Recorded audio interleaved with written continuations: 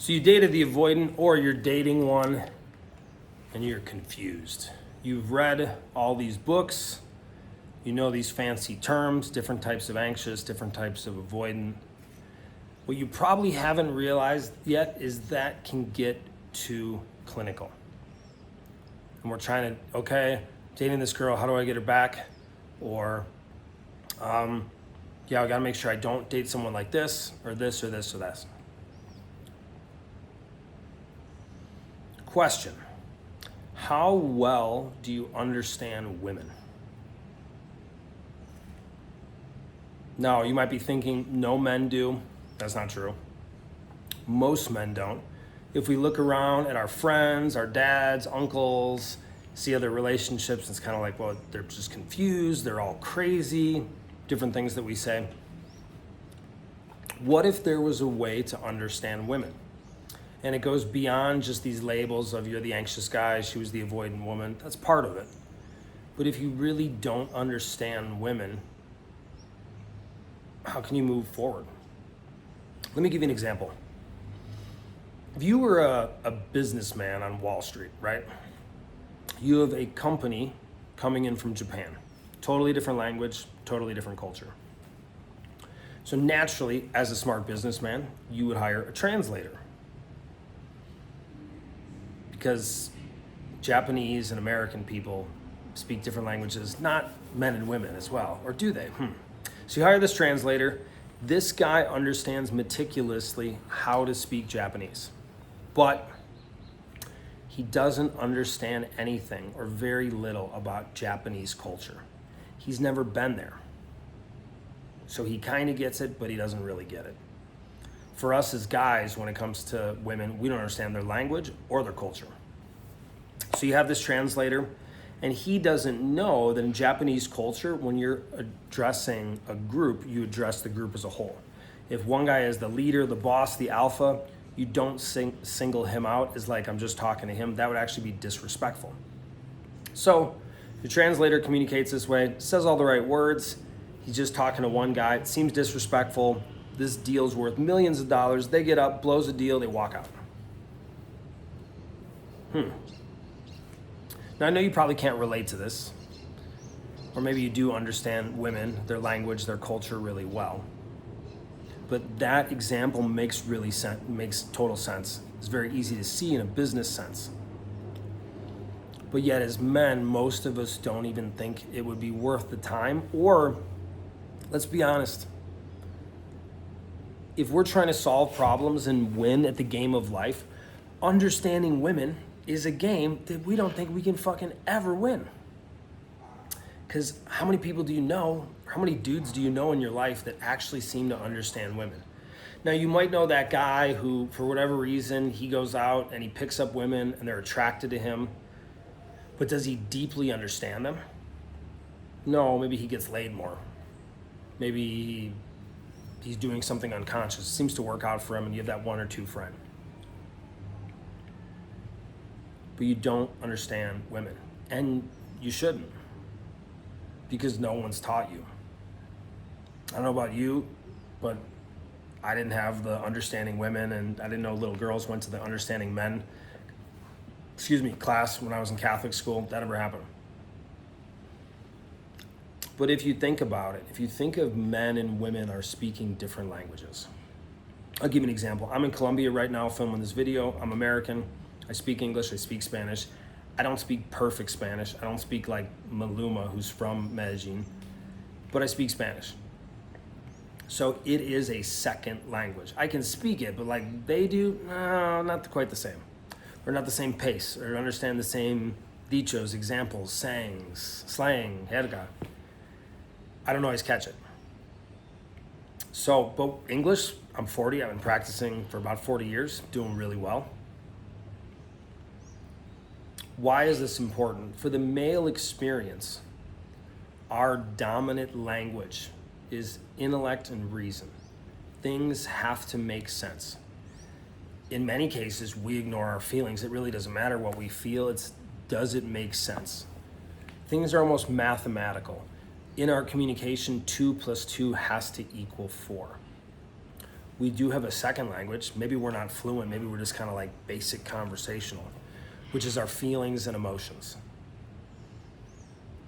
But if we're trying to communicate deeply understanding ourselves or our feelings or emotions and understanding a woman's perspective, it's probably not going to go that well. On the other hand, as you've probably already figured, women's first language is feelings and emotions. And you've had times where you're like, she just doesn't make any sense. Can't she do this? Can't she do that? Like she's arguing with her feelings with logic of what happened. It's literally like speaking two different languages.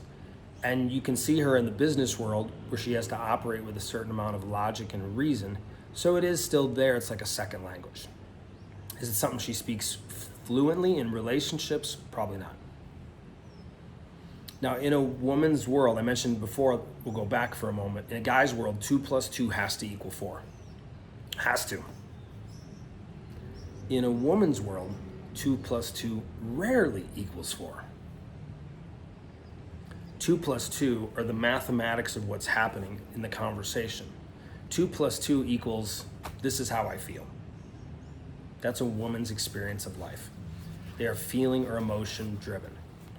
Also, they have a 28-day cycle that has mini cycles within the cycle. So their experience of life for 40 years is constant change.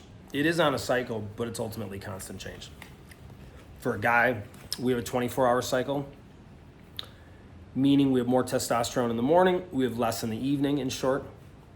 But it's going to be the same on Tuesday, it's the same on Thursday, it's the same on Saturday, it's the same 2 weeks from now, as long as we didn't eat some terrible food or go out and drink a bunch and mess up with our testosterone and our sleep. Why is this important?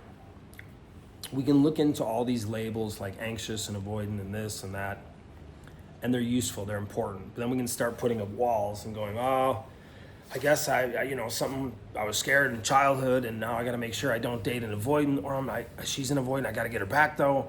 And I'm freaking out, I'm talking to everyone, I'm really anxious. Maybe if I talk to this person, I'll talk to even a stranger about it. I gotta get her back.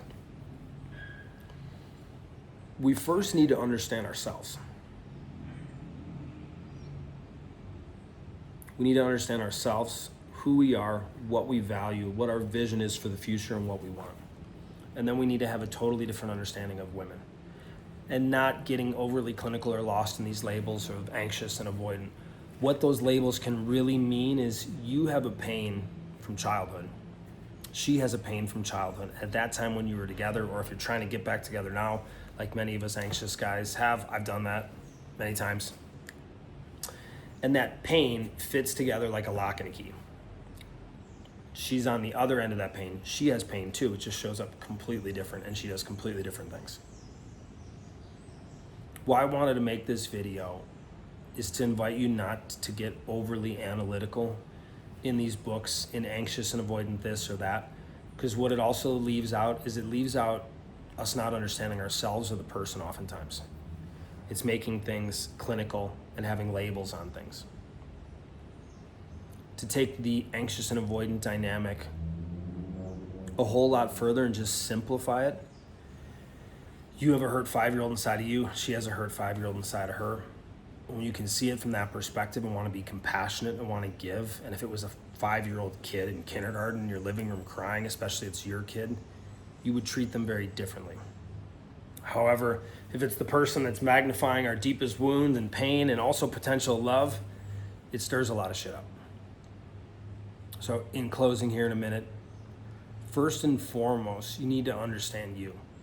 If you just had a breakup recently, one of the best things you could do is not date for a while.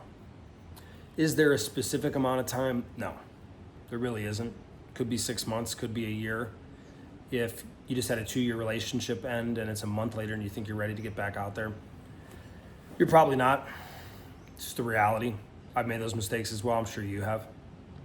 To understand yourself first, to go on that journey of deep introspection, looking at what's you, looking at what's not you, having a men's circle, having a coach, having a therapist, going to a plant medicine ceremony, something that can hold up the mirror. You can really see who you are, not as we do sometimes hiding behind a book or a podcast, even though those are forms of personal development. They don't work that well for really discovering you. The second thing is understanding women Yes, there's a way. You can reach out to me. You can get a book, famous book, The Way of the Superior Man, that gets your feet wet with the topic, gets you some information. The third thing, from a place of deeper understanding of who you are, of women, what do you really want in life?